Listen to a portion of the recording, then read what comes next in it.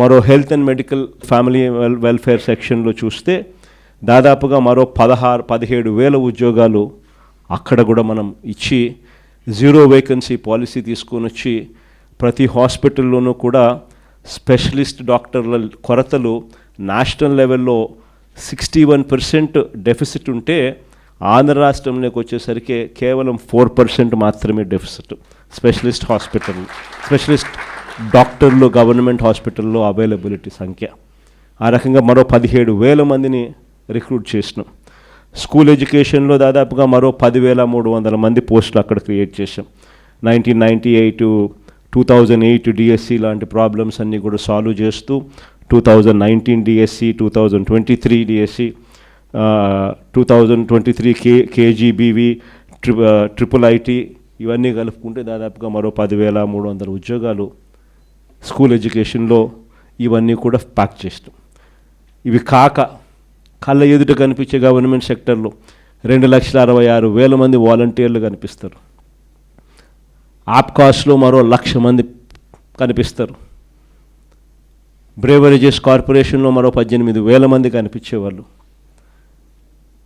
Ration ఎండియూస్ mobile dispensing యూనిట్స్లో ఆ డ్రైవరుకు తోడు attender మరో 20,000 మంది ఎంప్లాయీస్. ఈ రకంగా దాదాపుగా ఉట్టి ప్రభుత్వ రంగంలో దాదాపుగా 6 లక్షల ఉద్యోగాలు, 6,31,000 ఉద్యోగాలు ఒక్క ప్రభుత్వ రంగంలోనే మనం క్రియేట్ చేయగలిగినాం. ఇవి కాక ఎంఎస్ఎంఈ సెక్టర్ అన్నిటికన్నా ఉద్యోగాలకు మూలమైన సెక్టర్ ఏంటంటే ఎంఎస్ఎంఈ సెక్టర్. మన హయాంలో చంద్రబాబు నాయుడు పెండింగ్లో పెట్టిన బకాయిలు, ఇన్సెంటివ్స్ అన్నీ కూడా మనం రిలీజ్ చేసినాం. అన్నీ కూడా మనం రిలీజ్ చేస్తే ఆ ఎంఎస్ఎంఈ ఒక సెక్టర్లోని 4,78,000 ఎంఎస్ఎంఈ యూనిట్స్ను గ్రౌండ్ చేసి ఉట్టి వాటి ద్వారా దాదాపుగా మరో 33 లక్షల ఉద్యోగాలు మనం ఎంఎస్ఎంఈ సెక్టర్ ద్వారా మనం క్రియేట్ చేయగలిగాం. అంటే ఒక కాన్ఫిడెన్స్ ఉండేది, వైఎస్ఆర్సీపీ ప్రభుత్వం, జగన్ ప్రభుత్వం ఎంఎస్ఎంఈస్కు తోడుగా ఉంది, పెండింగ్ బకాయిలన్నీ తాను క్లియర్ చేశాడు, ప్రతి సంవత్సరం క్రమం తప్పకుండా ఎంఎస్ఎంఈలకు కూడా తాను బటన్ నొక్కుతూ ఉన్నాడు. కాబట్టి ఎంఎస్ఎంఈ ఇన్సెంటివ్స్ క్రమం తప్పకుండా ప్రతి సంవత్సరం వస్తాయి మాకు అన్న నమ్మకం. ఆ నమ్మకంతో ఎంఎస్ఎంఈలు are the biggest providers of jobs. ఈ పెద్ద కంపెనీలు, సోకాల్డ్ పెద్ద కంపెనీలలో పెద్ద ఉద్యోగాల సంఖ్యలు ఎక్కువ రావు, పెట్టుబడి ఎక్కువ, ఉద్యోగాల సంఖ్య తక్కువ. కానీ ఎంఎస్ఎంఈస్లో పెట్టుబడి తక్కువ, ఉద్యోగాలు మాత్రం ఎక్కువ పెట్టుబడితో కంపేర్ చేస్తే.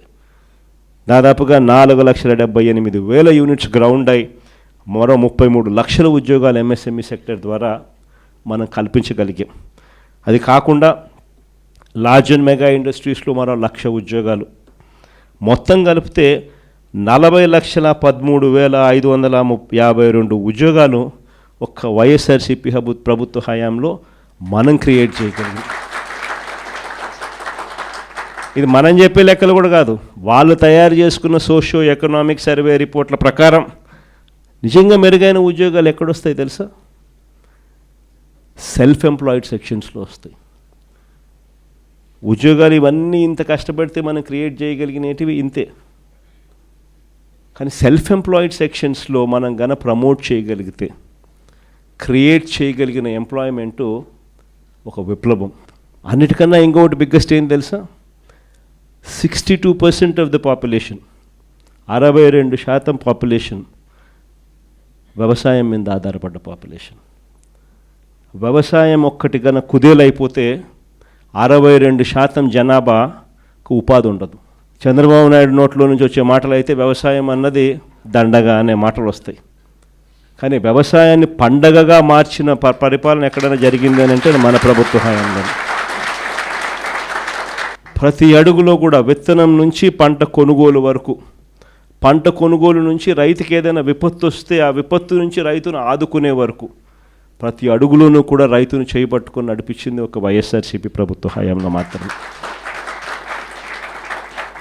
ఇవన్నీ చేయగలిగాం కాబట్టి రాష్ట్రంలో ఎకానమీ అన్నది బాయింట్గా ఉన్నది. వీటి అన్నిటికీ తోడు ఎప్పుడు జరగని విధంగా 4 పోర్ట్లు. రాష్ట్రం మొత్తం చూస్తే మనం రాకమునుపు వరకు 6 పోర్ట్లు ఉంటే, 4 లొకేషన్స్లో 6 పోర్ట్లు ఉంటే, మన 5 ఏళ్ల పీరియడ్లోనే కోవిడ్ ఉన్నా కూడా, 2 సంవత్సరాలు కోవిడ్ ఉన్నా కూడా, మన 5 ఏళ్ల కాలంలో ఏకంగా మరో 4 పోర్ట్లకు శ్రీకారం చుట్టి అడుగులు ముందుకేసాం. అందులో 3 పోర్ట్లు గవర్నమెంట్ రంగంలోనే. రామాయపట్నం అయితేనేమి, మూలపేట అయితేనేమి, కాకినాడ అయితేనేమి, మచిలీపట్నం పోర్ట్ అయితేనేమి, ఇవన్నీ దాదాపుగా రామాయపట్నం అయితే 80% కంప్లీట్ అయిపోయింది. మచిలీపట్నం పోర్ట్ అయితే 30% కంప్లీట్ అయిపోయింది. మూలపేట పోర్టు ఆల్మోస్ట్ 30% కంప్లీట్ అయిపోయింది. కాకినాడ పోర్టు ఒకటి ప్రైవేట్ పోర్ట్లో ఇంకోటి డెవలప్ చేసాం. మొత్తం 4 పోర్ట్లు, 10 ఫిషింగ్ హార్బర్లు, 6 ఫిష్ ల్యాండింగ్ సెంటర్స్. అంటే పోర్ట్ లెడ్ ఎకానమీని అడుగులు వేగంగా ముందుకు ఇచ్చగలిగాం. గూగుల్కి సంబంధించి క్లారిఫికేషన్, చంద్రబాబు నాయుడు అనే వ్యక్తి ఏ రకంగా క్రెడిట్ చోరీ చేస్తాడు అనేది కూడా చెప్పింటే, డేటా సెంటర్ అనే దానికి ఫస్ట్ ఆఫ్ ఆల్ డేటా విశాఖపట్నంకు రావాలా కదా, వస్తేనే కదా డేటా సెంటర్ అనేది వచ్చేది. ఆ డేటా అనేది సింగపూర్ నుంచి కేబుల్ తీసుకొచ్చేదానికి అంకురార్పణ చేసింది వైఎస్ఆర్సీపీ ప్రభుత్వంలో జరిగింది. కాబట్టి వైఎస్ఆర్సీపీ ప్రభుత్వంలో 300 మెగావాట్లకు సంబంధించి డేటా సెంటర్కు శంకుస్థాపన చేశాం. అదానికి గూగుల్కు ఆ రోజుల్లోనే 2022లోనే నోయిడాలో గూగుల్తో కలిపి నోయిడాలో already data center Adani already కట్టాడు. దానికి సంబంధించి శంకుస్థాపన 2023లో జరిగింది. తర్వాత సింగపూర్ గవర్నమెంట్కు 2020 శంకుస్థాపన చేసిన రోజే, తర్వాత 3-4 నెలలకే 2022లోనే సింగపూర్ గవర్నమెంట్కి లేఖ కూడా రాసినాం. కేబుల్ అక్కడి నుంచి వచ్చేదానికి మాకు ఫెసిలిటేట్ చేయండి అని. అవన్నీ జరిగితే ఈరోజు గూగుల్ వస్తూ ఉన్నాం. డేటా సెంటర్లో అసలు కట్టాలి అని అంటే ఫస్ట్ డేటా రావడానికి కేబుల్ కావాలి కదా. ఇవన్నీ అప్పుడు మనం చేసాం కాబట్టి ఇప్పుడు వస్తూ ఉంది. ఆ రోజు నుంచి చూస్తే విశాఖపట్నంలో డెవలప్మెంట్ అనేది ఆ రోజు అడుగులు మనం వేసాం కాబట్టి ఈరోజు గూగుల్ వస్తూ ఉంది. ఆ రోజు మనం మూలపేట పోర్టు మనం 30% కంప్లీట్ చేసాం కాబట్టి ఈరోజు మూలపేటలో పోర్టు కంప్లీట్ అయ్యే పరిస్థితిలోకి వస్తూ ఉంది. ఆ రోజు భోగాపురం ఎయిర్పోర్ట్కు 900 కోట్లు ల్యాండ్ అక్విజిషన్కి మనం ఖర్చు చేసినాం. R&R ల్యాండ్ అక్విజిషను 900 కోట్లు ఖర్చు చేసి భోగాపురం ఎయిర్పోర్ట్కు ఫౌండేషన్ స్టోన్ వేసి దాదాపు 30% కంప్లీట్ చేసినాం. అన్ని పర్మిషన్లు తీసుకొచ్చి ఇచ్చి మనం చేశాం కాబట్టి అది కంప్లీట్ అవుతుంది. ఈరోజు నిజంగా చంద్రబాబు నాయుడు చూస్తే అన్ని రివర్స్గానే కనిపిస్తూ ఉండే. మెడికల్ కాలేజీలు అన్నిటికన్నా నిజంగా చాలా అతి దరిద్రమైన పని చంద్రబాబు నాయుడు ఏదైనా చేస్తూ ఉన్నాడంటే ఇది అతి దరిద్రమైన పని. నిజంగా అతను మంచి చేయకపోతే చేయకపోయి కనీసం చెడు చేయడం అన్న దానికి మనకి ఇంతకన్నా దరిద్రం ఏదైనా ఉంటుందో నాకు అర్థం కాదు అసలు. ఎందుకనంటే నువ్వు కట్టిందిలా రాష్ట్రం ఏర్పడినప్పటి నుంచి ఇప్పటిదాకా 1923 1923 నుంచి 2019 దాకా, అంటే మన ప్రభుత్వం వచ్చేదాకా రాష్ట్రంలో ఉన్న మొత్తం మెడికల్ కాలేజీలు ఎన్ని అంటే 12. గవర్నమెంట్ రంగంలో ఉన్న మొత్తం మెడికల్ కాలేజీలు ఎన్ని అని అంటే 12. ఈ 12 కాలేజీలకు చంద్రబాబు నాయుడు చేసింది 0. రాష్ట్రంలో ఉన్న మెడికల్ కాలేజీలు ఎన్ని అంటే గవర్నమెంట్ 12. చంద్రబాబు నాయుడు 12లో ఏమైనా ఒకటన్నా చేశాడంటే అది లే, ఒక్కటి చేయలే. మనం వచ్చిన తర్వాత ఏకంగా 5 ఏళ్లలో కోవిడ్ ఉన్నా కూడా 2 సంవత్సరాలు, 5 ఏళ్లలో ఏకంగా 17 మెడికల్ కాలేజీలు మనం తీసుకొచ్చే కార్యక్రమం చేస్తాం. ఆ 17 మెడికల్ కాలేజీల్లో అసలు ఒక మెడికల్ కాలేజ్ అన్నది ఎందుకంత ఇంపార్టెంటు, అది చాలా మోస్ట్ ఇంపార్టెంట్ థింగ్. ప్రతి ఒక్కరం కూడా చంద్రబాబు నాయుడు తప్ప మిగతా వాళ్ళందరూ కూడా లాజికల్గా ఆలోచన చేయదగ్గ పాయింట్. అసలు గవర్నమెంట్ ఎందుకు స్కూల్ నడుపుతుందో, అసలు గవర్నమెంట్ ఎందుకు హాస్పిటల్ నడుపుతుందో, గవర్నమెంట్ ఎందుకు ఆర్టీసీ బస్సులు నడుపుతుందో ఎప్పుడైనా ఆలోచన చేశారా? ఎప్పుడైనా తట్టిందా? ఎందుకంటే గవర్నమెంట్ ఇది చేయకపోతే ప్రైవేట్ వాడు పేదవాడిని మధ్యతరగతిని పూర్తిగా నాశనం చేసేస్తాడు. ఎక్స్ప్లాయిటేషన్ జరుగుతుంది. ప్రైవేట్ ఎక్స్ప్లాయిటేషన్కి చెక్ పడాలి అని అంటే గవర్నమెంట్ అనేది స్కూళ్ళు నడుపుతూనే చెక్కుబడుతుంది, గవర్నమెంట్ అనేది హాస్పిటల్ నడుపుతూనే చెక్కుబడుతుంది, గవర్నమెంట్ అన్నది ట్రాన్స్పోర్ట్ ఆర్టీసీ నడుపుతూనే చెక్కుబడుతుంది. లేకపోతే ప్రైవేట్ వాళ్ళు పేదలను మధ్యతరగతి వాళ్ళను పూర్తిగా ఎక్స్ప్లాయిట్ చేసే కార్యక్రమం జరుగుతుంది. This is common sense. మనము ప్రతి పార్లమెంటును ఒక జిల్లా చేసాం, అంటే ప్రతి 7 అసెంబ్లీ సెగ్మెంట్లకు ఒక పార్లమెంటుకు ఒక జిల్లా చేసాం. జిల్లా చేయడమే కాకుండా ఆ జిల్లాలో ఒక గవర్నమెంట్ మెడికల్ కాలేజ్ తీసుకొచ్చే కార్యక్రమం చేస్తాం. గవర్నమెంట్ మెడికల్ కాలేజ్ ఎందుకనంటే గవర్నమెంట్ మెడికల్ కాలేజ్తో పాటు అక్కడ ఒక మల్టీ స్పెషాలిటీ హాస్పిటల్ కూడా టీచింగ్ హాస్పిటల్గా అవైలబిలిటీలోకి వస్తుంది.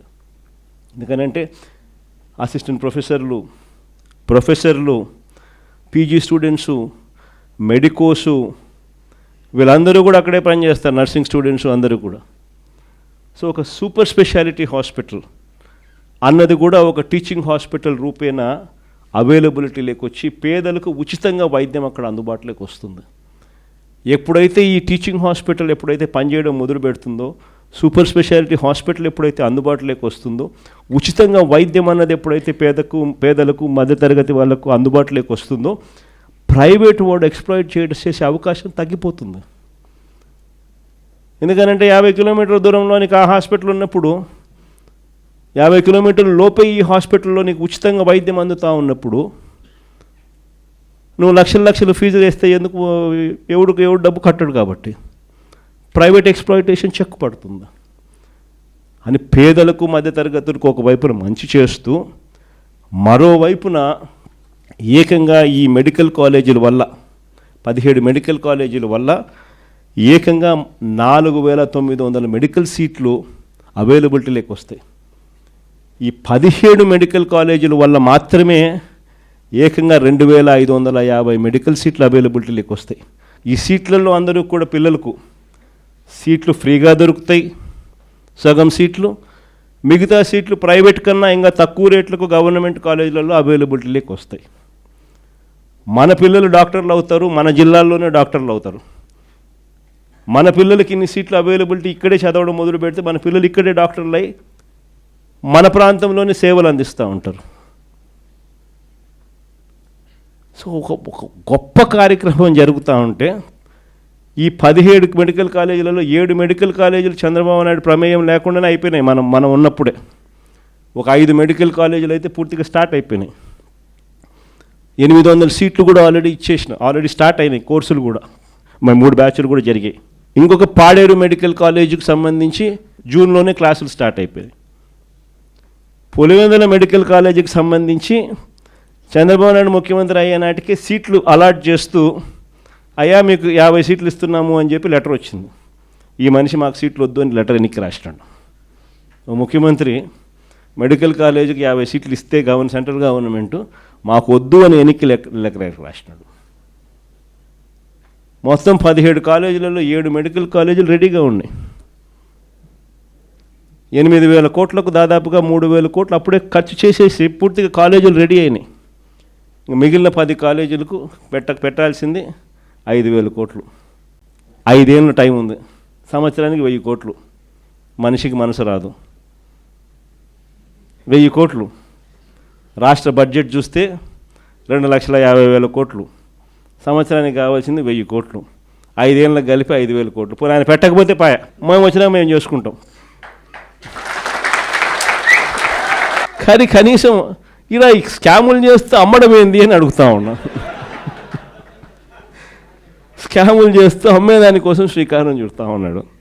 సో ఈ స్థాయికి దిగజారిపోయిన ఈ మనిషిని నిజంగానే క్వశ్చన్ చేయగలిగిన వ్యక్తులు ఎవరైనా ఉండారు అని అంటే అది యంగ్స్టర్స్ నుంచి మొదలు కావాలి. ఇవన్నీ మీరు ముందుకు తీసుకొని పోవాలి. రాష్ట్రంలో 1 కోటి సంతకాల సేకరణ జరుగుతూ ఉంది. 1 కోటి సంతకాల సేకరణ జరుగుతూ ఉంది. స్టూడెంట్ వింగ్స్ను, యూత్ వింగ్స్ను ఏకంగా గ్రామ స్థాయిలోకి తీసుకొని పోయే కార్యక్రమం చేయడానికి YSR Congress party initiation already start అయింది. అందులో భాగంగానే నియోజకవర్గ స్థాయిలో అనుబంధ విభాగాలకు సంబంధించి అధ్యక్షుడిని వేయడం, మండల స్థాయిలో కూడా అనుబంధ విభాగాలకు సంబంధించి అధ్యక్షుడిని వేయడం ఆల్రెడీ కంప్లీట్ అయిపోయింది. మండల స్థాయి నుంచి ఇంకా గ్రామ స్థాయిలోకి పోయే కార్యక్రమానికి ఇప్పుడు అడుగులు పడుతూ ఉన్నాయి. గ్రామ స్థాయిలో కూడా స్టూడెంట్ అనుబంధ విభాగం రావాలి, యూత్ అనుబంధ విభాగం రావాలి.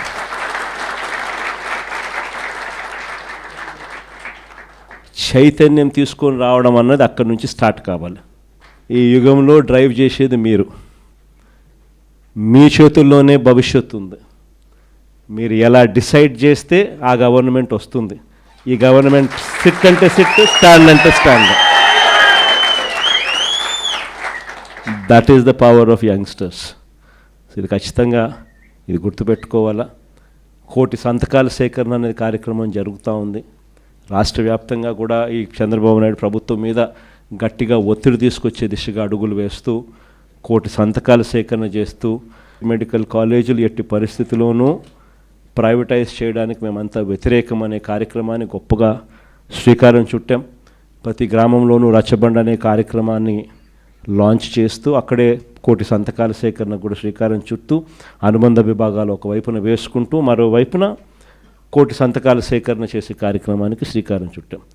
సో అవన్నీ కూడా మీరు దగ్గరుండి మీరు కూడా ఇన్వాల్వ్ అయ్యి, మీరు ఇన్వాల్వ్ కావడమే కాకుండా ఇంకా న్యూట్రల్స్, ఇంకా లైక్ మైండెడ్ పీపుల్ను, ఇంకా మిగతా వాళ్ళందరినీ కూడా మనం అందరినీ కూడా కలుపుకొని పోయే కార్యక్రమాలు కూడా చేస్తూ అందరినీ కూడా ఈ స్ట్రీమ్ ఆఫ్ థింకింగ్ లేకి ఎక్స్ప్లెయిన్ చేస్తూ వీళ్ళందరినీ కూడా మమేకం చేస్తూ ఈ కార్యక్రమం జరిగించాలి.